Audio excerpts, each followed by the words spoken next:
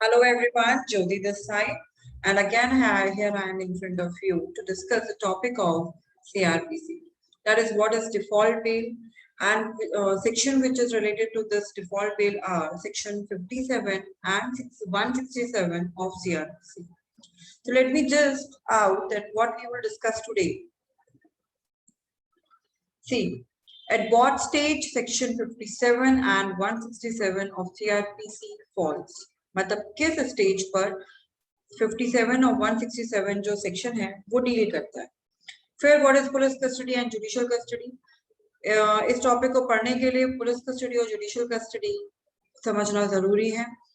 Then ये दोनों section आपस में कनेक्टेड कैसे हैं, डिफॉल्ट बेल हमें कब मिलता है और क्यों मिलता है, क्या default bail is a matter of right of the accused, और इसमें कुछ पीरियड हैं 15 डेज 60 डेज 90 डेज, तो इन डेज की स्टार्टिंग कौन से पॉइंट से स्टार्ट होती है, और भी कुछ एक्स्ट्रा पॉइंट्स है जो डिस्कस करने के हैं इस टॉपिक में। सी, मैं अभी आपको ये बताती हूँ कि ये जो टॉपिक है सेक्शन 157 एंड 167 ये किस स्टेज की बात कर रहे हैं। बेसिकली हम इस टॉपिक में अरेस्ट ऑफ एक्यूज्ड की बात कर रहे हैं कि जो एक्यूज्ड है वो अरेस्ट हो गया। कब अरेस्ट हो गया? During investigation. सबसे पहले किसी भी केस में क्या होता है, एफआईआर लॉन्च होती है और उसके बाद इन्वेस्टिगेशन स्टार्ट होती है। इन्वेस्टिगेशन जब स्टार्ट हुई तो हुआ क्या कि accused got arrested, accused arrest हो गया और पुलिस रिपोर्ट जो है वो फाइल नहीं हुई अभी तक। तो अब होता क्या है, अगर एक्यूज अरेस्ट हो गया तो सबसे पहले जो सेक्शन फॉल करता है वो सेक्शन 57 करता है। सेक्शन 57 ये कहता है the moment accused get arrested, तो ऑब्वियसली पुलिस ऑफिसर्स ही अरेस्ट करेंगे, तो पुलिस ऑफिसर्स के पास फर्स्ट कंपिटेंसी जो आती है वो 24 आवर्स की आती है। Means police officers maximum to maximum 24 hours के लिए एक्यूज को अपनी कस्टडी में रख सकते हैं, not beyond that. Once the 24 hours are completed, it is mandatory for the police officer to produce the accused before the magistrate. तो पहले तो हम विद इन 24 आवर्स की बात करते हैं। पहले हम यहाँ की बात करते हैं। देखिए 24 आवर्स मैक्सिमम पीरियड है, लेकिन व्हाट इज मिनिमम टाइम, ये पीटी का क्वेश्चन है। अगर जुडिशरी में अगर कहा जाए तो अगर क्वेश्चन आए कि मिनिमम टाइम क्या है एक्यूज को अपनी कस्टडी में रखने का, तो वो है reasonable time. What is reasonable time है? रीजनेबल टाइम मींस जितना भी टाइम रिक्वायर्ड लगा, मतलब जितना भी टाइम पुलिस ऑफिसर्स को लगा इन्वेस्टिगेट करने में, that is the maximum time, sorry that is the minimum time which the police officers can keep the accused in their custody. Let's suppose investigation जो है 4 hours में complete हो गया, then within 4 hours, then after 4 hours they have to produce the accused before the magistrate. क्योंकि 4 घंटे के बाद अगर वो कस्टडी में रखते हैं तो वो कस्टडी क्या हो जाती है, इलीगल हो जाती है। क्यों आपने जबरदस्ती किसी को अपनी कस्टडी में रखा हुआ है जब उसकी जरूरत ही नहीं है। तो यहाँ पे तो सेक्शन ये 57 बात करता है कि reasonable time, minimum reasonable time, जो भी टाइम लगता है इन्वेस्टिगेशन का उतने टाइम पीरियड के लिए आप कस्टडी में रखिए, उसके बाद मजिस्ट्रेट को रखिए, के पास प्रोड्यूस करिए।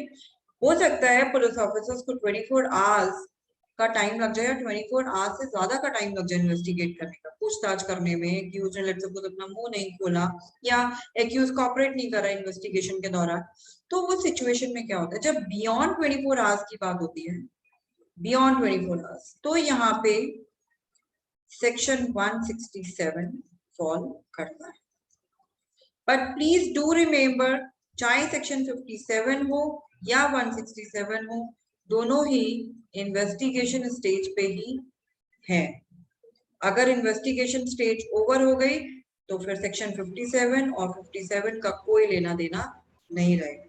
So it is important to understand whatever we are discussing in this topic, this is only at the stage of investigation. Correct? Now, इसके पहले वाले पेज पर आते हैं हम। से यहाँ पे मैंने आपको बताया पुलिस चार्जशीट जो है फाइल नहीं हुई, फिर 57 मैंने आपको एक्सप्लेन कर दिया। लेट सपोज जो इन्वेस्टिगेशन है वो 24 आवर्स कंप्लीट हो चुके हैं और इन्वेस्टिगेशन कंप्लीट नहीं हुआ पुलिस वाला, what police officer will do? Now we have to come to section 167। अब 167 पिक्चर में आ जाएगा और होगा क्या, जो एक्यूज्ड है police officers will produce the accused before magistrate. Now what magistrate will do? Magistrate के पास तीन ऑप्शन है, either he can leave the accused on bail or he can grant the police custody or you can say the remand, दोनों same चीज होती है। Third चीज, he may send the accused to judicial custody. Okay, bail पे छोड़ सकता है, police custody या रिमांड पे छोड़ सकता है या जुडिशियल कस्टडी पे छोड़ सकता है। ठीक है, बेल तो आपको बेल के प्रोविजंस मिलेंगे, लाइक 437 हो गया, 439 है जो बेल के प्रोविजंस है, तो बेल तो वहीं जाएगी। Police custody, judicial custody 167, this is also under section 167। तो पॉइंट इज कि वो पुलिस अगर कस्टडी पे छोड़ देता भेजता है तो वो कितने पीरियड के लिए भेज सकता है, अगर जुडिशियल कस्टडी में भेजता है तो वो कितने पीरियड के लिए भेज सकता है, ये सेक्शन 167 हमें बताता है। सी हुआ क्या, यहाँ पे मजिस्ट्रेट के सामने एक्यूज प्रोड्यूस हो गया, ओके, और अब यहाँ पे सबसे फर्स्ट कॉम्पिटेंसी जो आती है वो आती है 15 डेज की। दैट मीन्स मैक्सिमम रिमांड जो मिल सकता है वो 15 डेज का ही मिल सकता है, उसके बियॉन्ड पुलिस रिमांड बिल्कुल भी नहीं होता। ठीक है, अब ये जो 15 डेज है ना, इसकी कैलकुलेशन कुछ इस तरीके से होती है। लेट्स सपोज इनिशियल 2 डेज के लिए तो रिमांड दे दिया, फिर 2 दिन बाद जब खत्म हो जाएंगे फिर एक्यूज को प्रोड्यूस किया जाएगा मजिस्ट्रेट के सामने।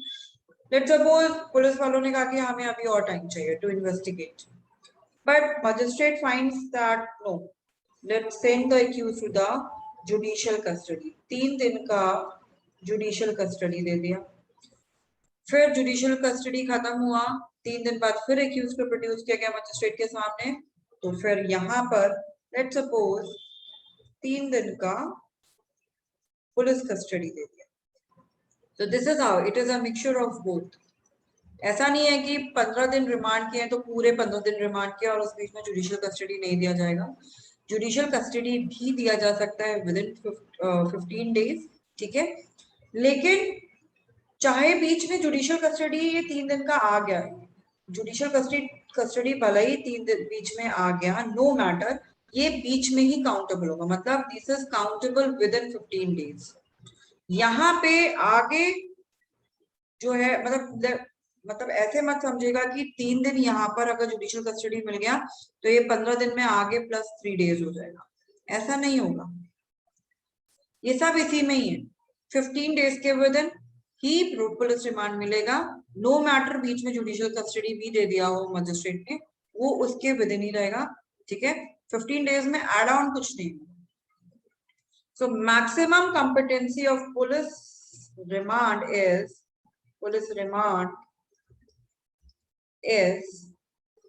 15 days, not beyond that. Okay. अब once 15 days completed, अब पुलिस कस्टडी तो मिलेगी नहीं, तो होगा क्या, एक्यूज को उसके 15 दिन के बाद क्या होगा, जुडिशियल कस्टडी में भेज दिया जाएगा।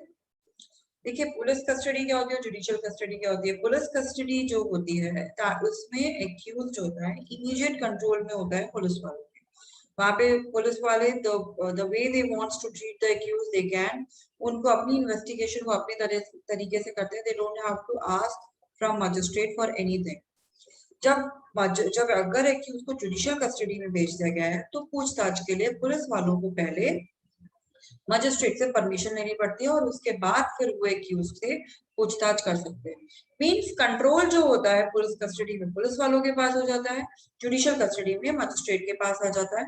जुडिशियल कस्टडी में अगर एक्यूज्ड है तो इसका मतलब ये नहीं है कि एक्यूज का इन्वेस्टिगेशन नहीं हो सकता, मतलब पूछताछ नहीं हो सकती है, लेकिन जो पुलिस ऑफिसर्स हैं उनको पहले मजिस्ट्रेट से परमिशन लेनी पड़ेगी और उसके बाद ही वो एक्यूज का एग्जामिनेशन कर सकते हैं। तो 15 दिन तक तो पुलिस रिमांड मिलती है, मैंने आपको बता दिया। उसके बाद फिर जुडिशियल कस्टडी में एक्यूज को भेज दिया जाता है। मैक्सिमम कॉम्पिटेंसी जो जुडिशियल कस्टडी की होती है वो होती है, लेट मी दिस पार्ट, जो मैक्सिमम कॉम्पिटेंसी होती है वो सबसे ये होती है 60 एंड 90 डेज की। कब 60 डेज की आएगी और कब 90 डेज की आएगी? अगर ऑफेंस पनिशेबल है with less than 10 years of imprisonment, अगर less than 10 years of imprisonment तो फिर तो 60 days का फर्स्ट जुडिशियल कस्टडी रहता है। And if offense is punishable more than 10 years of imprisonment तो फिर क्या है कि ये 90 डेज की कॉम्पिटेंसी आ जाती है, ठीक है, 60 डेज एंड 90 डेज। और and one more thing, the 60 days and 90 days includes the 15 days, ये भी 15 डेज इंक्लूड करता है। मींस ये 45 डेज हुए और ये 75 डेज हुए, ठीक है। तो ऐसे समझिए यहां से 60 डेज हुए या 90 डेज हुए, ठीक है। 15 डेज जो है वो इंक्लूडिंग है 60 और 90 डेज, ठीक है। तो मैक्सिमम जो कस्टडी जुडिशियल कस्टडी में रहती है वो 60 और 90 डेज रहती है, which is inclusive of 15 days, जिसमें 15 डेज में रिमांड दिया जा सकता है, ठीक है। अब हुआ क्या, अब अभी तक आप देखिए पुलिस रिपोर्ट फाइल नहीं हुई है, अभी तक पुलिस रिपोर्ट फाइल नहीं हुई है और 60 और 90 डेज क्या हुए, वो कंप्लीट हो गए। अगर 60-90 डेज कंप्लीट हो गए तो होता क्या है, एक्यूज्ड को रिलीज कर दिया जाता है ऑन बेल, और इस बेल को कहते हैं डिफॉल्ट बेल, ठीक है। इसी बेल को कहते हैं डिफॉल्ट बेल। ये डिफॉल्ट बेल क्या है, डिफॉल्ट यहाँ पे किसका है, यहाँ पे पुलिस ऑफिसर्स का डिफॉल्ट है। उन्होंने चार्जशीट फाइल नहीं करी with in time, the person who is arrested he is not convicted person, he is accused, तो उसको अनलिमिटेड पीरियड के लिए अपनी कस्टडी में रखना जबकि चार्जशीट भी नहीं फाइल हुई है तो वो गलत है। तो कहने का मतलब ये हुआ कि ड्यूरिंग इन्वेस्टिगेशन स्टेज जो मैक्सिमम कंपिटेंसी है, maximum competency of magistrate to keep the accused in custody is 60 and 90 days. Beyond 60 and 90 days नहीं रख सकते हैं कस्टडी में। अगर चार्जशीट फाइल नहीं हुई है तो फिर एक्यूज को डिफॉल्ट बेल पे रिहा कर दिया जाता है, उसे रिलीज कर दिया जाता है। अब पॉइंट ये उठता है कि ये जो डिफॉल्ट बेल मिली है, ये डिफॉल्ट बेल कितने पीरियड के लिए मिली है, duration, this is till the completion of case, यानी until the trial is concluded, पूरे ड्यूरेशन के लिए मिलती है डिफॉल्ट बेल, ठीक है। ऐसा नहीं है कि 2 महीने के लिए डिफॉल्ट बेल मिल गया, या फिर लेट सपोज यहाँ पे तो डिफॉल्ट बेल मिला और उसके 10 दिन बाद लेट सपोज ये आपका चार्जशीट फाइल हो गई, चार्जशीट या फिर आप कह लो पुलिस रिपोर्ट फाइल हो गई, तो पुलिस रिपोर्ट फाइल होने के बाद आपने दोबारा से एक्यूज को अरेस्ट कर लिया, उसको कस्टडी में रख लिया, ऐसा नहीं होता। एक बार डिफॉल्ट बेल मिल गई मतलब कि वो पूरे जब तक की ट्रायल कंक्लूड नहीं होती जब तक वो बेल उसको रहती है। सिर्फ एक ही सिचुएशन में डिफॉल्ट बेल को कैंसिल किया जा सकता है, अगर मान लीजिए कि एक्यूज्ड रिहा तो हो गया, बेल पर रिलीज तो हो गया, लेकिन he has breach some conditions of the bail. हमेशा कंडीशन पे ही छोड़ा जाता है बेल पर, बेल पे। लेट्स सपोज उसको कहा गया था कि आप विटनेस को थ्रेटन नहीं करेंगे या एविडेंसेस को टेम्पर नहीं करेंगे, या आप इस पर्टिकुलर सिटी से बाहर नहीं निकलेंगे एंड क्यू, या आप इन्वेस्टिगेशन के लिए आपको जब भी बुलाया जाएगा आप उसमें कॉपरेट करेंगे, या कोर्ट आपको जब भी कहेगा अपीयर होने के लिए तो आप अपीयर होंगे and the accused breach that condition, तो उस सिचुएशन में क्या हो सकता है, डिफॉल्ट बेल कैंसिल हो सकती है। कैंसिलेशन प्रोविजन आपके बेल का जो चैप्टर है वहीं पर होता है, that is goes under section 439 clause 2, यहीं पर कैंसिलेशन होता है। ठीक है, तो ये हमारा हो गया, it is about the default bail and default bail का ड्यूरेशन भी मैंने आपको बता दिया। Then what's the point left in this topic? See yes, the point is, अगर मान लीजिए कि एफआईआर लॉन्च हुआ, यहाँ पर एक्यूज्ड अरेस्ट हो गया ड्यूरिंग इन्वेस्टिगेशन, यहाँ पे तो पुलिस रिपोर्ट जो थी वो फाइल नहीं हुई, ठीक है, 60-90 डेज आपके यहाँ पे कंप्लीट हो रहे हैं। लेकिन लेट सपोज हुआ क्या कि यहाँ पर पुलिस रिपोर्ट फाइल हो गई, तो फिर क्या होगा? तो यहाँ पर सेक्शन 167 की एप्लीकेबिलिटी जो होगी वो एंड हो जाएगी, एंड्स। ठीक है, अब हमें 167 से लेना देना कुछ नहीं है, जो 60-90 डेज की कैलकुलेशन थी वो भी नहीं होगी केस, क्योंकि क्या होगा, पुलिस रिपोर्ट फाइल हुई, यहाँ पे मजिस्ट्रेट ने कॉग्निजेंस लिया and court case goes in the at the inquiry stage. यहाँ पर क्या होता है, यहाँ पर एक्यूज को कस्टडी में रखने की कंपिटेंसी जो आती है मजिस्ट्रेट के पास वो आती है सेक्शन 309 क्लॉज 2 में। ओके, तो यहाँ पर जब इंक्वायरी स्टेज पे चला गया केस, तो मजिस्ट्रेट जो है 309 क्लॉज 2 के अकॉर्डिंग एक्यूज को कस्टडी में रख सकता है, remain in custody for any period. मतलब यहाँ पर कोई 60-90 डेज का प्रोविजन नहीं है, यहाँ पर फिर जो है he will remain in the judicial custody और कोई डिफॉल्ट बेल का प्रोविजन यहाँ पर नहीं। एट द मोस्ट क्या होगा, अगर एक्यूज को बेल पर रिलीज होना है तो he can apply for the regular bail, from which are regular bail के प्रोविजंस आपको 436 till 450 तक है, यहीं पर आपको बेल मिलेगी। ठीक है, डिफॉल्ट बेल नहीं मिलेगी यहाँ पे। तो I guess you get the point that what is police custody, judicial custody, कैसे कैसे periods की counting होती है। अच्छा, counting मैंने आपको नहीं बताई, the 60 days and 90 days will be counted from the date accused produced before the magistrate। जब 24 hours के बाद मजिस्ट्रेट के सामने हम प्रोड्यूस करते हैं accused को, तो यहाँ से ये 15 days एंड ये 60-90 डेज काउंट होते हैं। ठीक है, I guess this is topic is clear to you. This is one of the most important topic for judiciary aspirants. आप अगर मेंस में देखेंगे तो इसमें 167 पे पूरा पूछ लेते हैं प्रोविजन, कई बार तो ऑब्जेक्टिव में पीटी में भी पूछ लेते हैं। ठीक है, तो इम्पोर्टेंट टॉपिक है और इसमें कुछ की काफी केस लॉज भी हैं, आप सुप्रीम कोर्ट जजमेंट्स भी पढ़ सकते हैं। ठीक है, तो this is it for today. I hope you like the content of the video and thank you so much for watching me. Thank you.